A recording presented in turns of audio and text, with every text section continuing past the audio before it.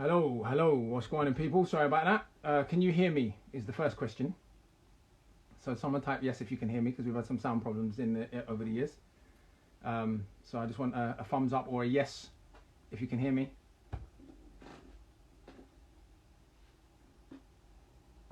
No one said yes yet.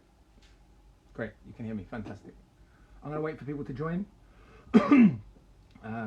Great.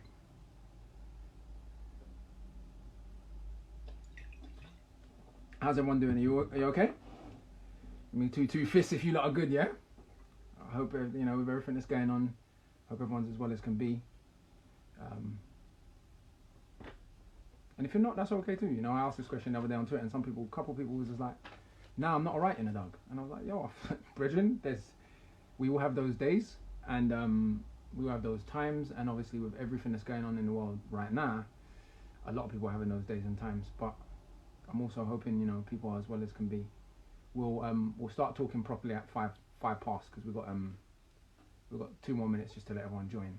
If there's anything random anyone wants to put in between now and then, just to say hello, that's calm. Yes, so rest in peace to Black the Ripper for sure. Rest in peace to Brother Ty. Obviously, rest in peace to George Floyd and Breonna Taylor and all the countless victims of police brutality and state murder and injustice. But yeah, definitely a rest in peace to Brother Ty and to Brother Black the Ripper.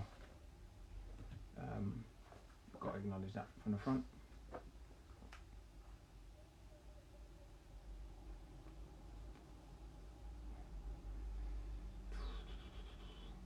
See, I should have organised to put a song on still. Well, I'll go on, Fex. What are you saying? Flipping.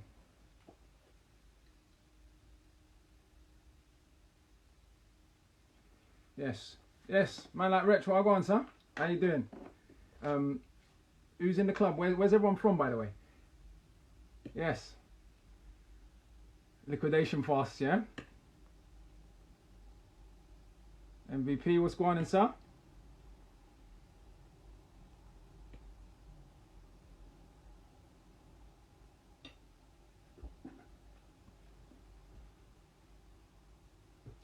Hackney's in the house. Hackney with a V though. I don't want to be the grammar police. Copenhagen, Wagwan. Manny, yes. Whoop. Yes, Trang, Wagwan, son. You good? Liberty. Man like Troy Edwards, Wagwan. United Borders in the cut, Wagwan. Yes, Rich, Wagwan. There's a couple peeps popping up. I'll give it 1 more minute and then see what's popping. Just bare people I know popping up in the comments.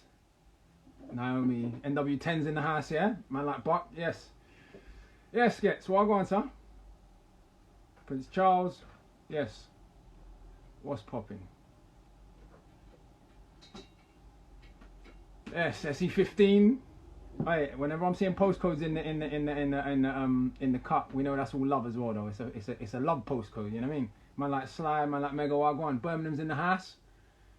Newham's in the house. Yes, Bookman Academy, shout out to them. Yes, shout out to man like Caius, Young Fathers and all that. I think I'm shouting a little bit, so let me quieten down. But yes, I see Palestine's in the house. What's that, Sudan? Have I mixed up the little flag like an idiot? Yes. Okay, so someone put Bedford. Don't be ashamed of being from Bedford. That's from. You're from where you're from, innit? Like, listen. Okay, so I think we're good to go now. Where do we start? This current moment, where I think we're at. I want to talk specifically. I don't want to actually talk for that long myself. I kind of want to open up to questions quite quickly and suggestions and talking. But I really wanted to address where I think we're at the current moment and the events that are coming up on the weekend, potentially. So at the current moment, we have a global, multi-ethnic, anti-racist movement inspired by Black American culture, inspired by Black Lives Matter, inspired by Black American soft power, inspired by all of that history. Muhammad Ali, Malcolm X, James Brown, we all know the history behind why Black American culture has, in a sense, kind of a unique level of soft power among any group of oppressed people in the world. So that clearly there's traction, there's momentum, there is major reforms being won. Things are very much on the side of those protests and those people, and that, broadly speaking, multi-ethnic, anti-racist coalition that you can see if you've been on any of the, of course, Angela Davis, if you've been on any of the protests, you'll know that. If you've been seeing the footage, you'll know that. And so now the fascists want to come out on Saturday in London to stage a counter protest. Understandably, you know, lots of the man them feel that they should go out and meet, and I understand that as a philosophy, I understand that as a way of thinking, but it seems to me that the fascists are losing ground culturally, politically and intellectually, and so they have no choice but to try and provoke trouble on their terms, in their zones, in their area, and then of course knowing the police and knowing the right-wing press will be on their side, everything that happens, anything that bad that happens on Saturday will be black people's fault. I think there is a big difference between being willing to defend your community, yeah, if you need to, and you have to, and I obviously firmly believe in that, and what the man would call a draw at, yeah? A draw at is when you're just doing your own thing and a man just calls you out for no reason and you get drawn into an ambush. And if we look at the aftermath of the 2011 riots, as people will know, I do a lot of work in prisons. I worked with many young brothers doing major numbers in jail after the 2011 riots. I'm talking anything from 7s to right up to 30s, yeah? That isn't going to happen to the fascists because the police are on their side, right? So to any young brothers out there, I totally understand the way you're feeling. I know some young man will be like, oh, why is he saying that for? But I think responsibility, when I first saw that and I saw that was happening, I'm not going to lie to you, my ego got the better of me. And I was like, yo, man them, Saturday. And then I had a good long think about it and I slept on it for 2 days. And I realized, like I said, I think one of the important things, if you're a voice people listen to, is putting your own ego aside, yeah, and doing what you think is in the broader interest of your community. And right now the momentum is on our side, the culture is on our side, and what they want, like I said, is to win the only way they can win, which is provoking a particular incident or particular unsavory outcome. Everyone can see the protests have been mostly peaceful. You're not fooling no one with the police charged through a few people and there was a little bit of trouble and a statue got spray painted. I mean, not even being in any way disrespectful, like you have what is a really peaceful middle class audience in a way, multi-ethnic audience, uni students, yeah? There's an element of the community that will see that as a draw out and maybe get sucked in, and I feel a responsibility to those young brothers, many of whom are on parole, many of whom are on probation as we call it over here, many of whom already got cases, many of whom want to represent and want to be out there for their community, and if all they understand is beef, then that's where they feel that they might be useful, right? For those young brothers in particular, stage a protest in your ends, innit? Yeah, do a solidarity protest in your ends. If you're east, if you're west, if you're north or south, you can stay in your ends and protest if you need to. Yeah, hold your corner, but go into the draw out. I really don't think it's wise. I really don't think it's sensible. And so I wanted to say that, and I felt I had a responsibility to say that. So I think really what we want to be talking about next. Obviously, listen. By the way, don't like take my word for it, and don't listen to what I say. By the way, this is you do what you want. I'm giving you my opinion. By the way, let me be clear that I'm not telling anyone what to do. Let me be abundantly clear about that. I'm not saying I'm not your dad. I'm not the president of black people. People have asked for my opinion. This is my opinion on what is politically wise and what is strategically intelligent. So if you're watching this, I don't want you to think, well, who's my man to tell man what to do? Absolutely. I'm not telling anyone what to do. I'm telling you what I think is strategically intelligent. And if you look back at the history of anti-racist protests in London, and you look where battles were fought by our parents, they were fought in Lewisham. We won in Lewisham. They were fought in Tower Hamlets, Brick Lane. Shout out to the Brick Lane man. They were won in Brick Lane. They were fought in Ladbroke Grove. We won in Ladbroke Grove. They were fought in Peckham. We won in Peckham. They were fought in New Cross. They were fought in Brixton. They were fought in Handsworth. They were everywhere over the country. Broadly speaking, even trying to explain to people from countries that are perhaps more segregated, say France or the United States, trying even to explain to them that hood in England is multi-ethnic. Even a majority black neighbourhood, let's be honest, you go to the ends and white Tommy's one of the men there.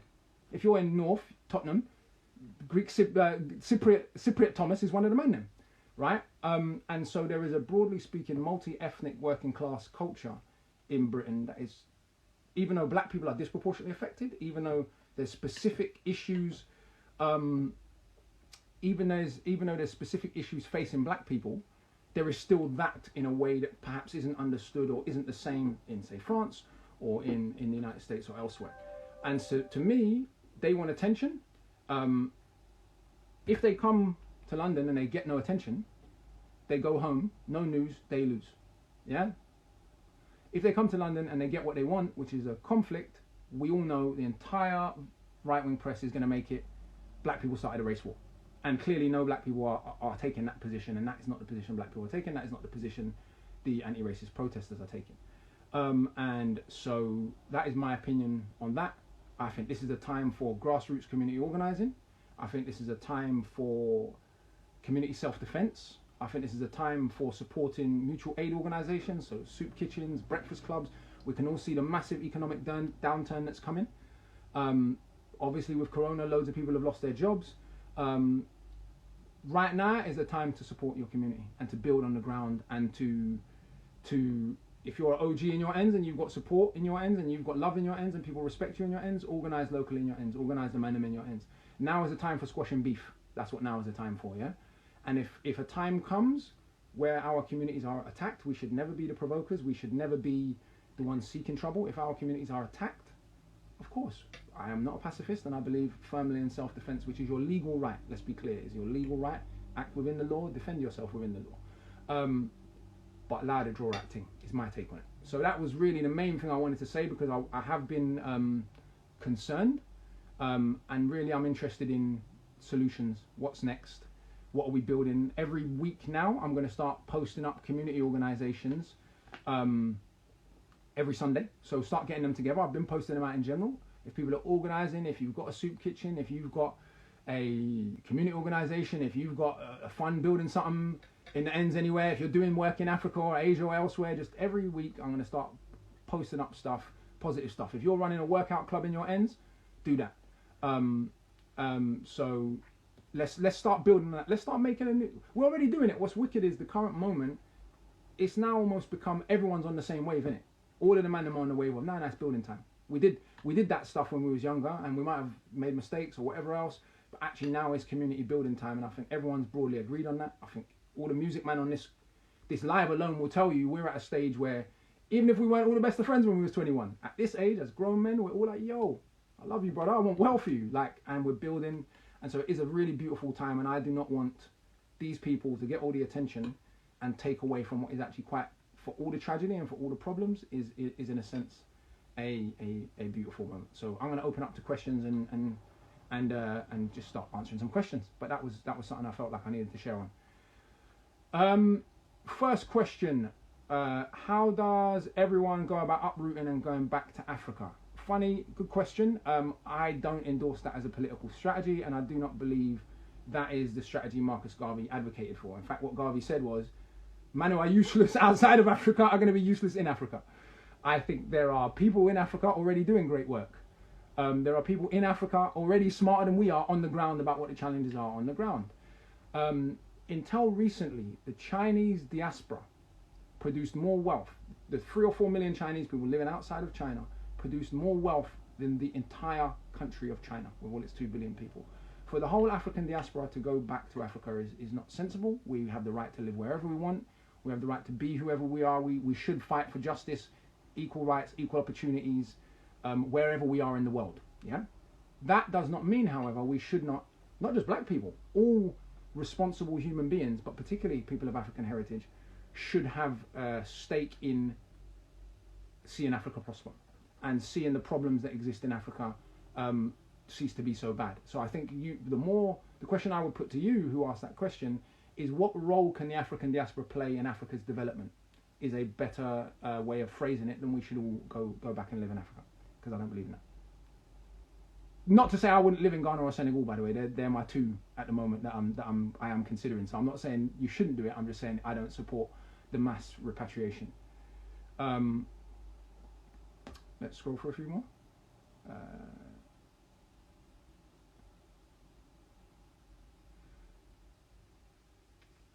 Do I feel it will make an economic impact if we only invest in Black British-owned businesses? I think that community self-development is important. I think that African Caribbean people building an economic base as an ethno-cultural group is important, the way many other communities do. And then you develop trade from a place of mutual respect and from a place of mutual respect. We don't need to boycott anyone else's business, but we do need, obviously, racism is also about class, right? And having no economic base makes you more susceptible to racism. As everyone knows, I'm also quite critical of capitalism, so I'm not just going to say, right, oh, if it's just a black business, then it's a good business. Some black businesses are exploitative, some black businesses are not worth supporting. So I think that, yes, I firmly believe in Pan-African community self-development, absolutely. But then once you've made that development, you might buy XYZ from that community. You might buy XYZ from that community. You might trade XYZ with that community. So I don't think necessarily the strategy, no group of people boycott everything produced by everyone else. I just think, but I do think now is a time for, again, community self-development is the way I would put it.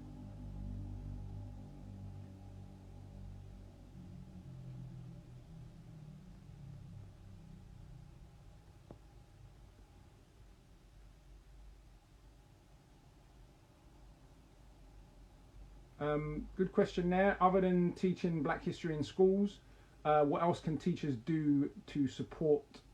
I'm trying to read the whole question. What else can teachers do? I presume you mean to support anti-racism. I can't read the whole question. I don't think it's just about teaching Black history. That's the thing. I think the way it's phrased, for example, is that the history of racial slavery in the Americas is Black history. No, it's as much British history. If we're talking about the history of slavery in Jamaica, that's part of Britain's history. So Britain, for example, we talk a lot about the abolition of slavery. We'll erect a statue of Wilberforce or a painting of Wilberforce. But Sam Sharp, the Jamaican who led the largest slave rebellion in British history, is as much part of Britain's history as anything else. He helped lead to the abolition. That rebellion was just 2 years before the abolition of slavery. Sam Sharp is part of British history. And so I think even phrasing it as Black history, which I get why it is, we have Black History Month, that's very important to correct a lot of the misconceptions about Africa and the Caribbean. But understanding that Britain, a lot of people understand Britain had an empire. Very few people understand that Britain was an empire, i.e. the history of the entire British Empire is British history. And that's the way I would phrase it, that's the way I would get it into the curriculum. The only way we're going to have peace and respect in a increasingly multi-ethnic society is if people understand where others are coming from. And if children, not just black children either, if white kids are being taught, as many have been taught for generations now, slavery happened, black people sat around doing nothing and they waited for William Wilberforce to come and save them, that's not good for anybody. Because then when black people do rebel, people are going to be like, right, what happened to these people? I thought they were the people that just sit around and do nothing and wait for white saviors. Whereas if you teach the real history, everyone can sort of deal with this contentious issue in a bit more of a mutually respectful manner. If the actual history is, there was this history of racial slavery, very brutal, very horrible, only once in the whole history of the world has a group of people staged a successful slave revolution. That happens to be Africans in the Caribbean. It stops being a story that's about victimhood and it starts actually being a story about revolutionary success.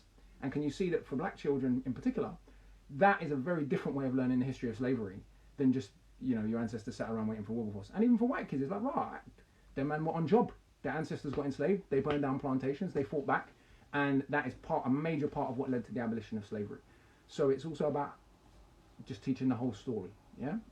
But yeah, I think for teachers, I think it's that, and I think it's also, one other piece of advice for teachers is just being conscious of the way in which race and class and other things have affected people's perception of students, and not feeling, a lot of teachers I've found that feel so scared of being called a bigot that they often don't even want to examine whether or not they've dealt with a child differently because, you know, it's the big black guy, so it's the big black kid, so I've projected my fears and insecurities onto that children. So it's also being conscious of that.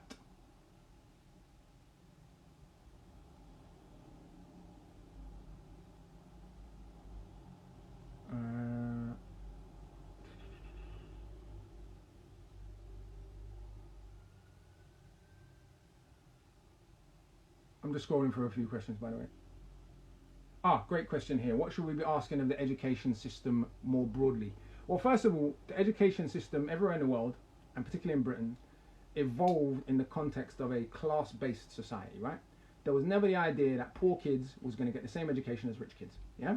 So in that context, still now, kids are going to school and they're being taught stuff that just isn't true. They're being taught Britain is an equal society, equal opportunities. Do you think the kids who go to private school, they get taught to be manual labourers or to work in a hairdressers or any of those kind of things? No, of course they don't. Now, there is absolutely nothing wrong with those jobs. My pops was a manual labourer. No, like, I rate that. Honest day's work. But let's just be honest with young people that if you go to a state school, you're being educated to get a working class job. And if you happen to be exceptionally talented, very bright, lucky enough to have great parents, they might pluck you out and send you to a posh school so that you don't infect all the other plebs with the idea that you can just be whatever you want. So in a class-based society, the education system does not teach. I left school with straight A's. I never knew what capitalism was when I left school. I left school with straight A's. I never knew what a mortgage was when I left school. I left school with straight A's. I never knew what interest rate was when I left school. So all of these things, I never knew how to set up a limited company. I never knew how to grow food. So there are very specific things we're being taught in school. I never learned self-defense. So for me, someone just put they teach imperialism in private schools. Exactly, right? So for me, you know, if I was Minister of Education tomorrow, I would be teaching kids how to grow their own food, how to farm their own land, what capitalism was, what interest rates were. If we're going to do capitalism, at least give working class kids an equal chance to compete within the economy as it exists, which they're not doing. So I would reform the education system in a major way to make it much more meritocratic. There are some countries, as someone just pointed out here, ironically, a country like Jamaica, if you're an extremely bright kid from the ghetto, you can realistically become the Minister of Education, as has happened. If you're from a rural poor family, because there is a system in Jamaica where if you're extremely, extremely bright, you can work your way up and go to one of the better schools. So I'd bring in something like that, but I also would have major reforms in terms of what people are taught. Practical skills, vocational skills and life skills. Relationships. Parenting is not taught at school. Shout out to a man like Loki. No one teaches you how to be a parent, the biggest job you're ever going to have to do. I would make a major reform to GCSE entry. My biggest pet peeve right now, even with the system as it currently is, the way it works in British schools, we have standardised universal criteria. We have standardised universal testing. So you have GCSEs and you have no standardised criteria for entry. Yeah. So what happens is, and the government knows this, the state knows this, working class white kids, their actual measured intelligence is, say here on average, they did a national study. The way teachers assess their intelligence is lower, yeah? Lower than their actual intelligence. So if you're a white kid from a poorer background, teachers often assume that you're not as bright as you are, and we get that. Let's be honest. You hear a Liverpool accent or a hood, Cockney accent or whatever, people have certain perceptions. For black children in particular, regardless of social class, what happens is children are much less likely to be entered for higher tier exams, and teachers under-assess their intelligence by a much greater degree than any other people, regardless of class. So I would reform that system and I would make GCSE entrance based solely on your SAT scores, and you would see that actually that would make things much more meritocratic. I go into this a lot in Natives. I've got 2 chapters on education, and so all of the citations are there. I don't want people to think I'm just being conspiratorial. I look at all of the data on that. But yeah, let me go to our next question.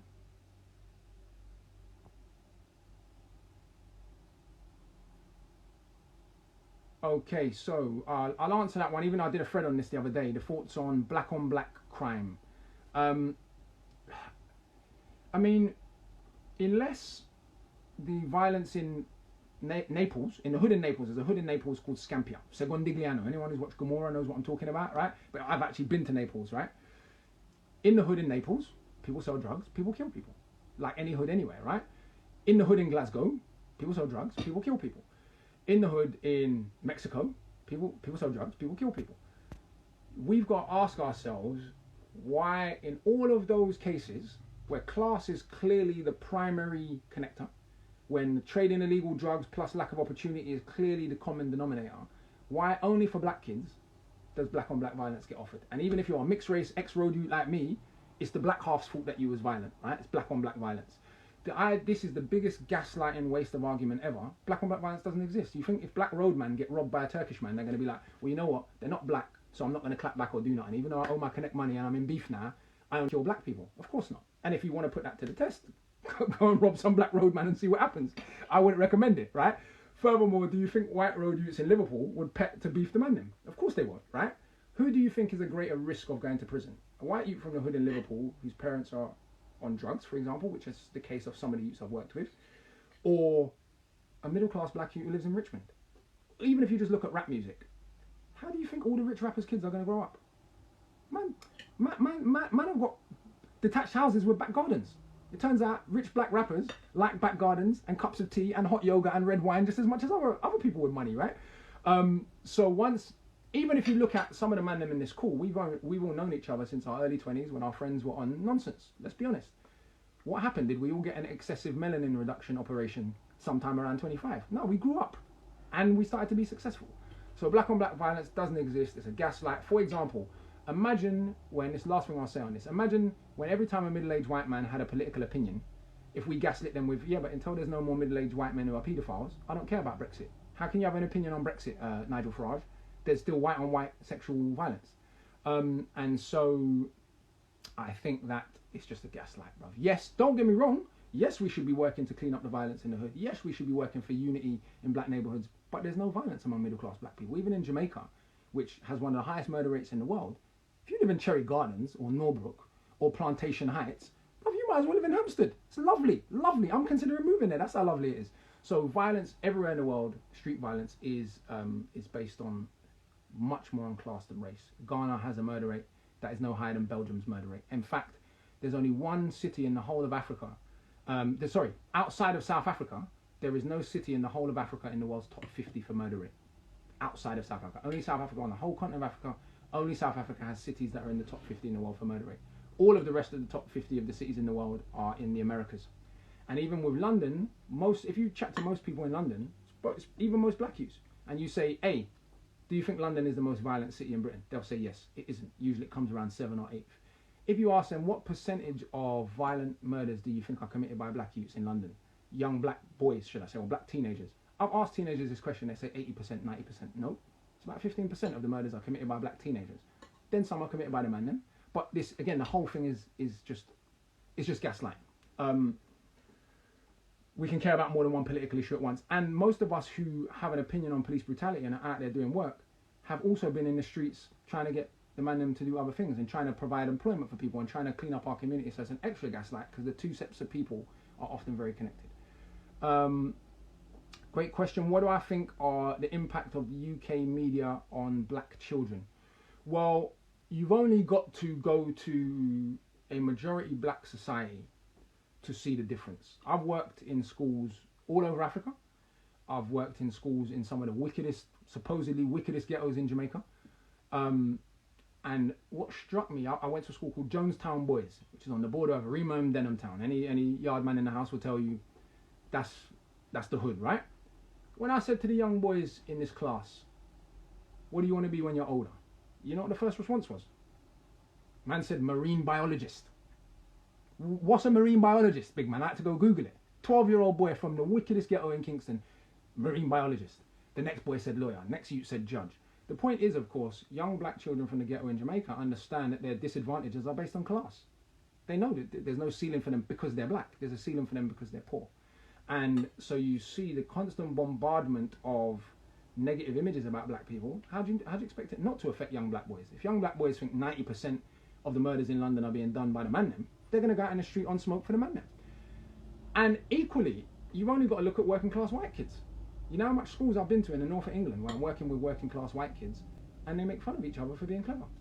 Because they've internalized the idea that being clever is not their identity. The funny part about it is there's a long history of working class white intelligentsia in Britain. You think about people like Richard Hogarth or E.P. Thompson, but the class system in Britain is like magic. It convinces people to behave against their own interests. Yeah, and so this idea that it's just a black issue, nah, the African kids in England are doing better in school than mixed race kids, than black English kids, and than poor white kids. You'll never see that in the UK media.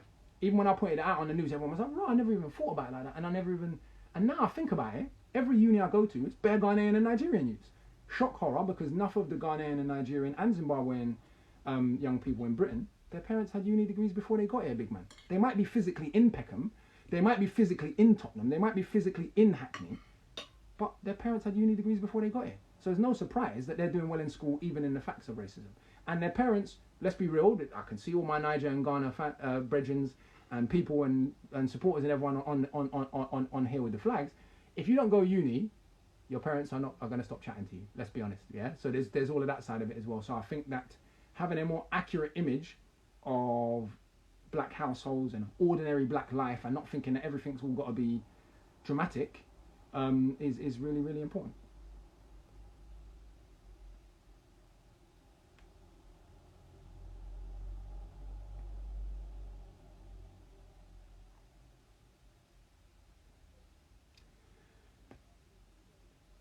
This is a good question here.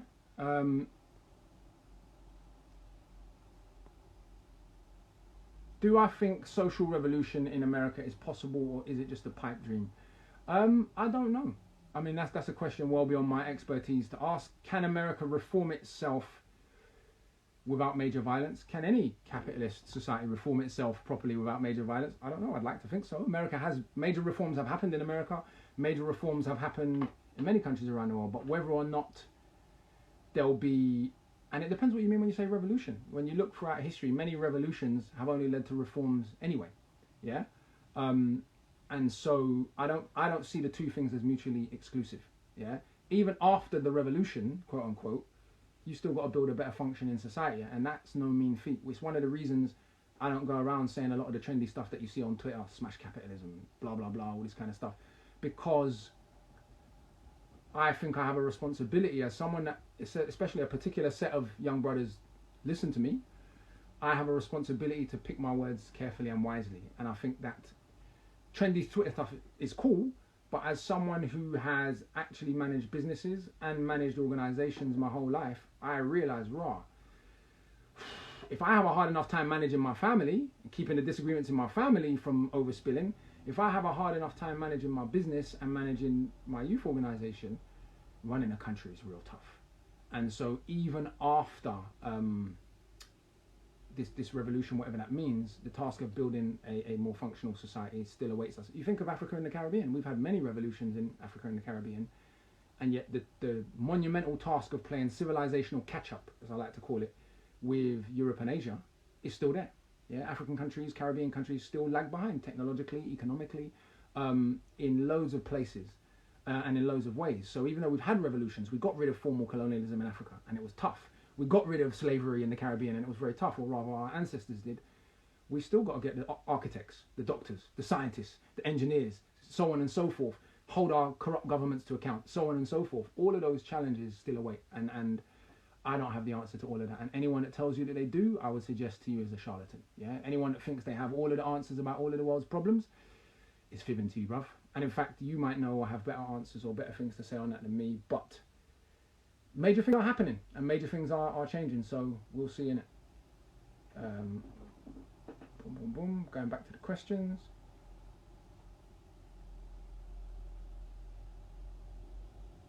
Yes, man, like Henry, well, go on, old school. I'm seeing a couple old school names pop up there, you know, man, them I ain't seen for a minute. Well, go on. Thoughts on the Democratic Party and Joe Biden? Man don't support the Democratic Party, man don't support Joe Biden. So that one's quick. I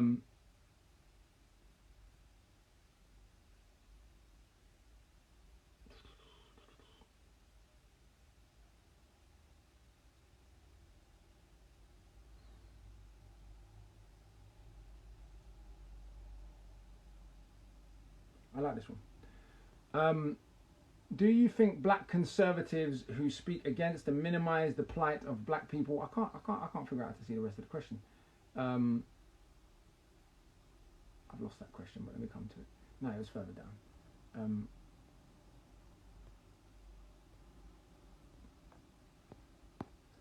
down. So someone was asking a question about black conservatives. I saw the beginning of it. Do I think black conservatives minimize the plight of? Oh, there we go. Minimize the plights of black people. ... How do I see the whole of these questions? Someone post up how, because it's not coming up. But anyway, I presume the rest of the question, I'm going to assume the rest of the question is for approval or I don't know what. What I'll say is this. There are two types of black conservatism, in my opinion, right? There is the tradition of do for self, almost black nationalist conservatism, which in a sense you could argue, I wouldn't call Garvey a conservative in any meaningful sense, but in a sense you could argue sort of Booker T. Washington to a lesser degree, though it's much more complicated when you look at what Garvey said about Lenin, you look at other sorts of things. Garvey wasn't a conservative in any meaningful sense in that way. But I can respect black conservatives that are in the hood doing work.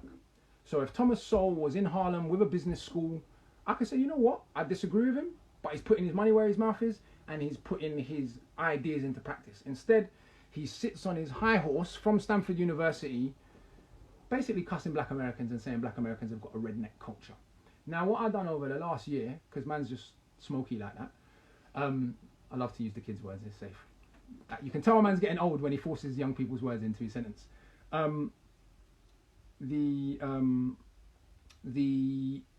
read about 6 or 7 of Thomas Sowell's books just to see, is he really serious, right?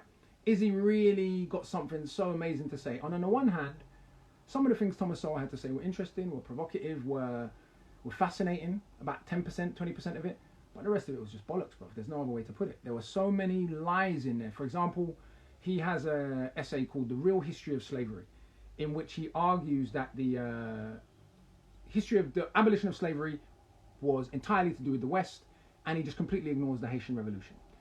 His general argument is that culture is the greatest predictor of human outcome. Then he has an essay where he says the Holocaust had nothing to do with German culture. He argues in Wealth, Poverty and Politics that, or he tries to convince his readers in Wealth, Poverty and Politics that the riots in 2011 in England were basically anti-rich riots committed by poor white kids. If you read the book, you know what I'm talking about. He ignores Mark Duggan, doesn't mention it completely. So there are such huge flaws in his social history. I'm not qualified to argue with him about economics, but there are such huge flaws in his social histories that I just don't trust him. And I think any analysis, especially if we know the history of intelligence agencies flooding drugs into America, for example, scholars who ignore that, I'm like, On top of that, in all of his books, I have not found one sentence that is even vaguely critical of American foreign policy. How seriously am I supposed to take that? And so I would say that there is, like I said, the do-for-self black conservatism, and then there is the black conservatives who, as you can see with someone like Candace Owens, for example, a really mediocre person can build a huge platform just saying stuff racist people want to hear, overnight, basically. And if you've read her work, you'll know that she's just extremely mediocre. And the only reason she's got a platform that large is because she says stuff racist people want to hear. And so I think that's sad. And I think when someone's coming out at a time like this saying George Floyd weren't a nice person, that's what you're really willing, that's the energy you want to put into the world. The police have killed someone, and that's the energy you want to put into the world. I think that tells you everything you need to know about that particular tradition of black conservatism. Rather than some black conservatives, like church pastors who are not corrupt, for example, there's some of those kind of people, they're quite conservative in a way, but they're in the hood doing work. I can respect that, that's fine, as long as you're putting your actions where your mouth is and you're serving your community. But if you're a political conservative, no worries. I'm not one of these self-righteous lefties who's like, you must all think the way I think, otherwise you're a bad person. There are entirely legitimate reasons to have a different view about the way a national economy should be run. That is very different from running around begging for approval from racist people. Do you see what I mean? I can't respect that at all. I can't rate that at all. That's some idiot thing, basically. I don't like bad-mouthing individuals, but that's my opinion on that.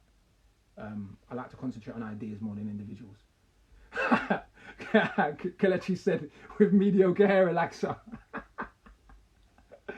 Yeah, there you go. That's basically what it is, isn't it? Like, I don't, like I said, I don't like picking on individuals, but I don't rate Homegirl at all. Thoughts on reparations? Yep, I think there is an entirely valid case to be answered for reparatory justice. Remember, Haiti never stopped paying reparations to France till 1947. The bonds that were taken out so Britain could pay slave masters compensation, reparations for losing their slaves, British taxpayers did not stop paying them off until 2015. That means British Caribbean taxpayers were paying back the bonds that were used to pay back slave masters. This ain't ancient history, and people want to act like 200 years ago. 200 years ago, what are we talking about? No, man finished getting paid the other day. And so I think there's an entirely legitimate case to be answered. Which brings me on to one thing which you lot ain't asked a question about. But there is a really toxic thing I see among some Caribbeans and some Black Americans running around saying the Africans sold us into slavery. I would recommend every single one of you, exercise some common sense and think a bit more about history, and I'll explain why. But also read, there's a book called Resisting the Slave Trade, West African Strategies. The reason why I say this is because, firstly, political treachery has been normal among every group of people for all of human history, right? The Visigoth Spaniards invited the Moors in to conquer them. The Chinese helped the British sell opium in China. The Indian elite profited from the Bengal famine. The Anglo-Irish landlords profited from the famine in Ireland, and on and on and on, right? What actually happened in West Africa was that some people, of course, sold human beings, just as some black people would sell human beings today. Just as some people of every ethnicity today are engaged in human trafficking. What many of you have been so successfully brainwashed into believing is that there was no resistance in Africa itself. There were more rebellions on the west coast of Africa against transatlantic slavery than any island in the Caribbean. So tell the whole story. If you want to say there were African slave trades, of course there were, no problem. Just tell the whole story though, innit?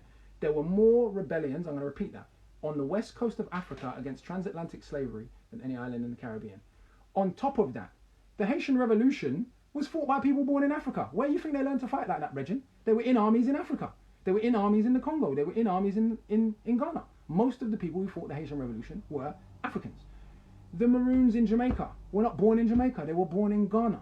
Where do you think they learned to fight like that? They learned those particular military tactics in West Africa. So all I'm saying is just tell the whole story. Some black people would sell you down the river tomorrow for money because that's how human beings work. Some of our own families would backstab us for money because that's how human beings work. But this idea that Africans were, on top of it, there's this idea that there's Africans, them and us. No black Americans, Jamaicans or Caribbeans left West Africa. The only people that left West Africa were Igbo, Yoruba, Hausa, Ibibio, Wolof, Tukulor, Puel. They were Africans. They were Congo, they were Lingala, etc., etc., etc. So this idea that there was us and them, what about the African families left behind whose families got sold into slavery? You're not interested in their story? You're not interested in what they did to get their family members back? Your literal cousins were left behind. So that's one thing I really want to address because a lack of honesty around the history. Last thing I'll say on it, and some of those same Caribbeans and black Americans who say that are much less quick to talk about the history of Liberia. Yeah? Let's talk the whole thing. Much less quick to talk about the fact that the Maroons fought in the conquest of Ashanti, or that they did a deal with the British to preserve slavery. I'm not even passing a judgment on it all. History is very complicated and no one knows what they would do in a given situation if they weren't there. Just tell the whole story, innit? Yeah? The Haitian Revolution was a continuation of African resistance in Africa. The Jamaican Maroons were a continuation of African resistance in Africa. Africa was not a paradise. There was class in Africa, like there is everywhere else in the world. African elites in one social class, willing to do things to their own commoners that they weren't willing to do people of their social class or of a different ethnicity, and so on and so forth. But this kind of simplistic blanket Africa. Last thing I'll say on it, I promise. The distance between Timbuktu and Luango, yeah, which is the capital of the old Empire of Congo, is greater than the distance from London to Istanbul. That's how big Africa is. And those two places are like this far apart on a dot in a map in West Africa. So you're telling me the whole of Africa was just one polity on top of all of that? There weren't different ethnic groups, there weren't different cultures, there weren't different histories and so on and so forth, right? So just tell the whole story. We don't need romanticism, but we don't need foolishness neither. We've only got about 15 minutes left because obviously it cuts off at 1 hour. So let me try and race through a few more questions. Thoughts on diversity and lack of leadership. It is what it is. I think there's a space to build people's own institutions, but there is a place. I'm not one just for the black faces in high places kind of thing. Obama was a black face in a high place.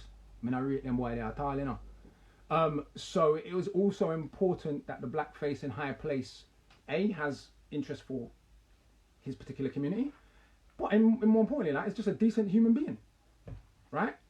I don't want no, bruv. Some of our leaders, let's be honest, I don't rate them, bruv, at all. They're thieves. I don't rate them just because they're black. Idiot thing. So diversity in leadership is as important that the person has some integrity and has their community's interest at heart as it is that they just look like you. So I think it's that balance too, though, innit? Because we're seeing some of the people pushing the worst immigration policies in the country right now. Some of the people who voted for the war in Iraq, for example, they might look just like the man them. I don't rate them people. Let's be honest. I want people that I agree with broadly about politics too. I don't want I don't just want optics. Yeah, as it's just been put, I don't just want optics. Don't think you can just feed me a black face and I'm gonna get excited. I understand why for black Americans, emotionally, because they lived under apartheid in a way that we didn't in the same way in Britain, emotionally having a black leader was really important for them. I get that, I totally understand that. For us in Britain, we come from majority black countries where some of the leaders are idiots. You think you could just fool us with a black politician? We know some of them are fools, Bridget. Or as the Jamaican Rastas put it, even though Rastas are black nationalists, down with white and black oppressors. We're not just trying to replace white oppressors with black oppressors, yeah? So I think that, yes, representation is important. Yes, diversity in leadership is important, but credentials is important, though, innit? Man said Priti Patel, bruv. I'm not even, yo, Bridget.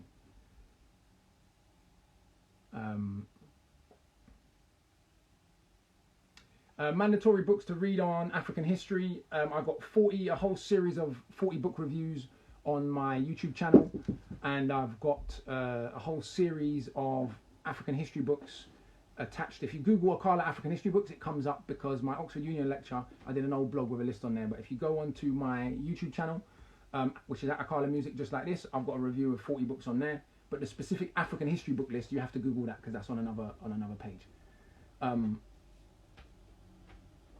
And there's a whole bibliography at the back of natives as well.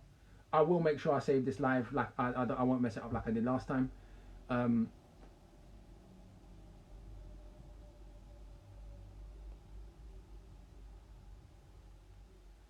Good question here. I'm going to address this one because this one can be confusing for a lot of people. Is calling ourselves black as mixed race men denying half of our heritage? In my view, absolutely not. Race is political, not biological. If I'd have grown up in Jamaica, I might have been a high colour uptown Kingstonian. If I'd have grown up in South Africa, I might have been coloured. If I'd have grown up in Brazil, I don't know what they would have classed someone of my complexion as. If Angela Davis and Malcolm X had grown up in the Caribbean, the whole perception of them would have been different based on colorism, right? Yet in America, they were one drop rule black. Obviously, everyone can see that those of us who are of mixed black-white heritage have one black parent and one white parent. I don't think anybody thinks, that, both of my parents are from Senegal. I think people can clearly see that I'm mixed. So by affirming your blackness, you are affirming, in my view, a loyalty to justice. Revolutionary black nationalism is not about hating anyone else, right? It is about supporting justice. It gave the world the first slave revolution in human history. It gave the world the ending of apartheid. It gave the world the ending of Jim Crow. It is a tradition that is about freedom. Mulatto nationalism has achieved nothing. Yeah, mulattoes sticking together on the basis of being mulatto, all it really did was man owning a few slaves and taking up a place in the slave hierarchy in the Caribbean. So obviously people can see we're mixed. I think it's also important to ask why you can identify as black as a mixed person, but you cannot identify as white. And the reason for this is because white supremacist identity is a racially pure identity. You have to be 100% white to be white. Most other identities in the world are ethnic identities. So if you're Celtic, I could be Celtic, for example, right? Even though I'm half black, that doesn't undermine my Celtic identity. If I was born in Nigeria and I spoke Yoruba, people might made fun of me for being lighter, but from I speak Yoruba and I'm from the village and I'm culturally Yoruba, people would see me as more of as a Yoruba man than a fully black Yoruba person born in England who is culturally English, right?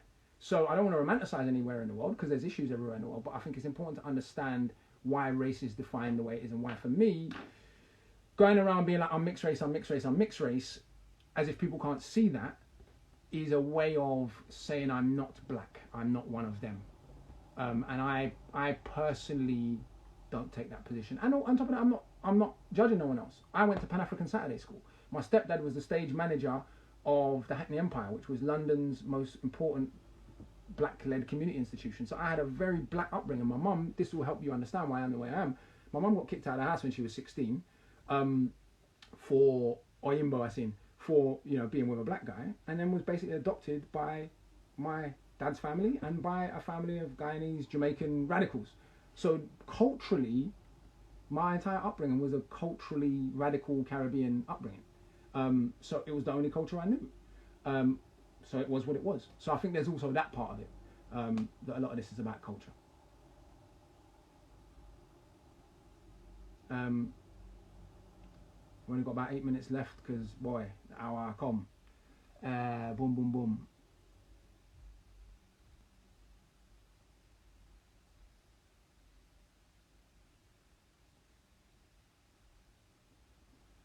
Quite a few people joined after my words on the protest at the beginning. I just want to highlight, if you go back to the beginning of this live when I posted on stories, I gave my thoughts already. It'll be on my YouTube channel as well about what I think is happening this Saturday. Great question here.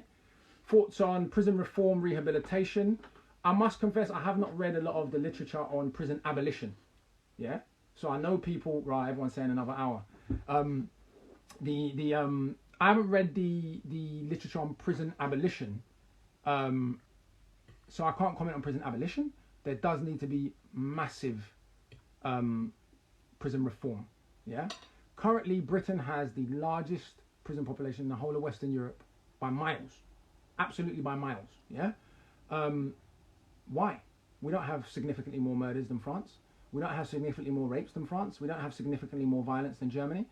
71% of the people in prison in Britain are in for non-violent crimes. So clearly we have a huge problem here with the way our justice system is set up. And of course, that is totally class-based. It's about locking up poor kids from Glasgow and Belfast and Newcastle, and specifically for young black boys. So yes, we need massive prison reform, and we need to start pushing for that strongly. We need to start divesting money from prisons to schools, to early community intervention programs, and this is the time to start pushing that agenda. Yeah, we need to start diverting money from prisons budgets and from police's budgets into community organisations, and showing that we can reduce crime this way, right? And showing that we can bring down crime in this way, because investing in people earlier makes more of a difference. Netherlands is a great example. Norway is a great example. Elsewhere, we will do another half an hour. We won't do another hour. We'll do another half an hour, because I can see everyone's got loads more comments and questions. So we'll do 30 minutes. I will log back on. I can see the popular call for it. So I'll log back on at 10 when this finishes, and we'll do 30 minutes more, but we won't do another hour. It'll be only 30 minutes. And I will stick to that, I promise, because, boy, I saw it go. But yeah, we'll do 30 more minutes. Let me look for a few more questions. But yeah, I do believe strongly in prison reform.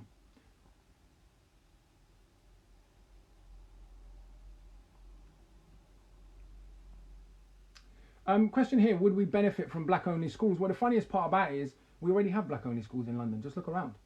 We just don't have schools that are designed to serve the communities that attend them. I've worked in schools in Peckham, 99.9% black youths. So it's already a black school, but it's just not a school running the interests with a curriculum designed to serve the kids who go to that school. So it's not about saying, do I think we benefit from only black schools? We have them. And the Black Saturday schools already exist. And they're doing very well. Check out East Side Young Leaders Academy, West Side Young Leaders Academy, South Side Young Leaders Academy. Those schools already exist.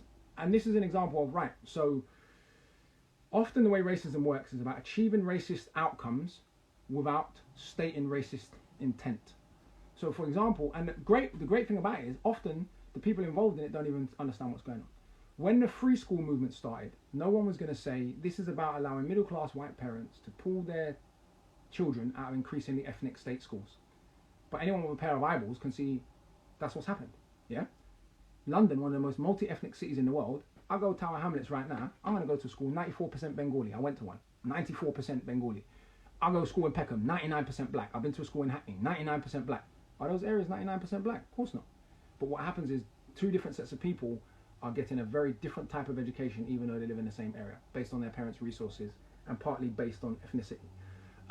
So I think that we have to be clear that often what the establishment does is pushes essentially a racist agenda, or an agenda of the privileging of white interests, but doesn't state racist intent, and therefore it doesn't look racist. And so those are some of the things we've got to think about. But I think we also need a better curriculum overall. I'm gonna ask for go for a few more questions.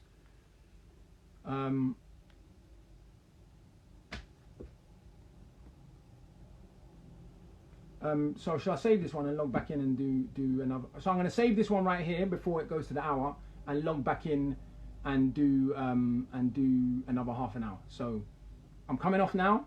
I'll log back in. Come and join us again, and we'll do a final half an hour. I'm going to save this video to stories. Safe.